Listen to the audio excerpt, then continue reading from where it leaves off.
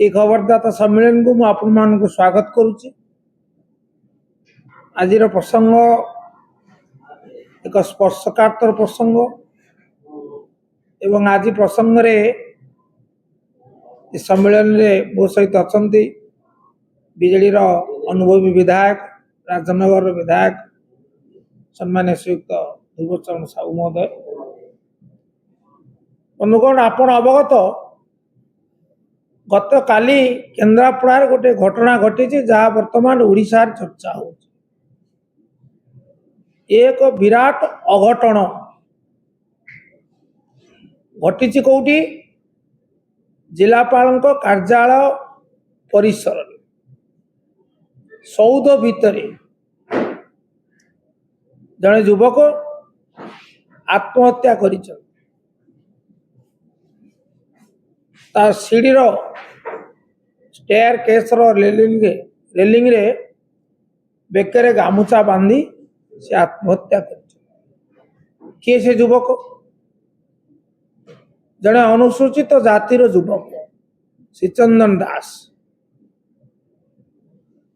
घर तांकर डेराबिस ब्लॉक घर तांकर बेणीपुर पंचायत राईतुंडी गाँ एबे किंतु समाने केन्द्रापड़ा म्युनिसिपालिटी 10 नंबर वार्ड रो हमर बासड़ी साई बापा सहित से रोते जिलापाल कार्यालय परिसर ता भीतर आत्महत्या। प्रथमे मु आम तरफ सम्मान्य ध्रुव तरफ आम विजु जनता दल तरफ एवं आमर प्रिय नेता श्रीयुक्त नवीन पट्टनायक तरफ ये घटना आमे गभीर समवेदना प्रकाश करुचु शोक संतप्त परिवार प्रति एवं ये प्रसंग आलोचना कला बेले अनेक गुड़े प्रश्न सृष्टि होउछि। मु धन्यवाद देवी गणमाध्यम और प्रतिनिधि मानक समस्त गणमाध्यम मुद्रित हो बा से दृश्यश्राव्य हो ये प्रसंग को यथोचित गुरुत्व दे व्यापक भाव में प्रसारित कर धन्यवाद। आपन कथा होची जिलापाल कार्यालय परिसर रे जड़े आत्महत्या करिवो आत्महत्या को जदि प्रथमे आपण विचार को नेबे कहीं जड़े आत्महत्या करिवो जितेबेले तार व्यवस्था ऊपर आस्था तुटी जीवो जितेबेले तार आत्मविश्वास अपहृत हो जीवो जितेबेले से अन्यायर शिकार हबो अभिचार शिकार हबो अनन्य पाई से आत्महत्या करने को बाध्य हम।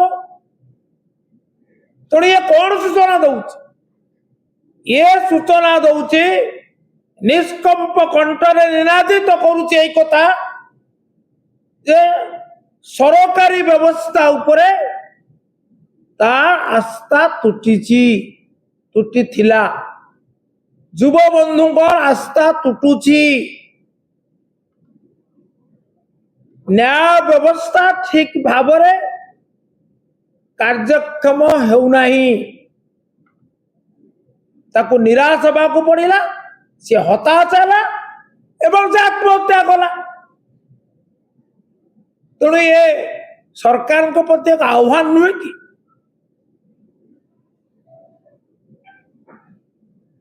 सरकार कौन कहते मुख्यमंत्री महोदय जे आम सरकार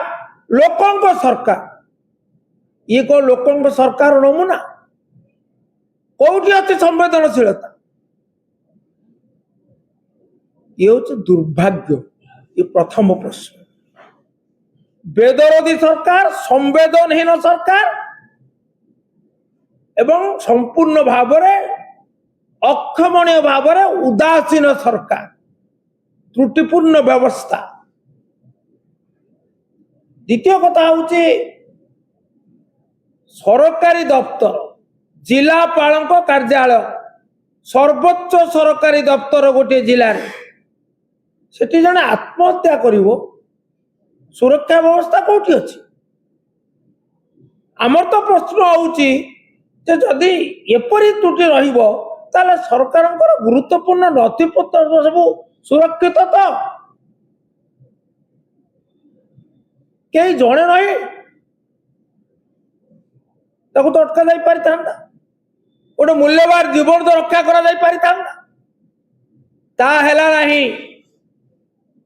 कौन सी सुरक्षा अधिकारी नथिले जड़े भी तिले अघटन घटी न था ये आउ एक त्रुटि की मध्य सामना को आणुछि सुरक्षा व्यवस्था रे त्रुटि सरकारी सौद सरकारी संपत्ति सरकारी नथी असुरक्षित तापरे तृतीय कथा होउछि सरकार को सामान्य दरद अच्छी गत काली ठारू घटना घटिला से परिवार वर्तमान असहाय तांकर बाबा एकदा चाकरी करथिले होमगार्ड भाव से मध्य आउ चाकरी नाहंती आउ ये जे शीतंदन दास जन अनुसूचित जाति वर्गर युवक ये आंबुलांस ड्राइवर भाव जीविका निर्वाह करे तेणु अत्यंत असहाय परिवार मानविकता दृष्टि सरकार तरफ कई जड़े समवेदना प्रकाश कले कि अनुकंपा राशि प्रदान करिवार घोषणा कले कि कले नाही दायित्वहीनता ता सागर संवेदनशीलतार अभाव ये जोड़े कथा स्पष्ट प्रमाणित तेणु आज विजु जनता दल तरफ जिला बीजेडी सभापति नेतृत्व में गोटे बड़ प्रतिनिधि दल जिलापाल को भेटी तीनोटी दाबी करिछि जो दाबी सहित आमे एकमत प्रथम दाबी है परिवार प्रति समवेदना प्रकाश करने सह अविलंबे सर्वनिम्न 10 लाख टंकार अनुकंपा राशि प्रदान करा जाऊ। द्वितीय है ये घटना कौथि घटिला कौथि आज सारा जिले रे एपरिक सारा राज्य रे चर्चार कारण है कहीं जड़े अनुसूचित जाति वर्गर युवकर जड़े युवकर अधिकंतु ये व्यवस्था प्रति आस्था तुटिला वारगला सरकार आस्पालन 2 वर्ष पूर्ति पालन करुँच ये कौन उत्तरदायित्व ये प्रश्न होमर एवं ता सहित सुरक्षा व्यवस्था जो त्रुटि रहा किए से अधिकारी कहीं विरुद्ध कार्यानुष्ठान नहीं तार निलंबन सुतरां मु दाबी करे मो परे श्रीयुक्त साहू कहिबे अति संक्षेप शेष में कथा कहवाक चाहे जे अविलंबे सरकार अनुकंपा राशि सर्वनिम्न 10 लाख टंकार प्रदान करंतु एवं ये घटनार तदंत कौन अपरिहार्य नुहे कि सत्य को सामना को आनिबा जो मृत्यु है अकाल मृत्यु है तार तदंत हवा जरूरी नुहे कि उच्च स्तरीय प्रशासनिक तदंत करंतु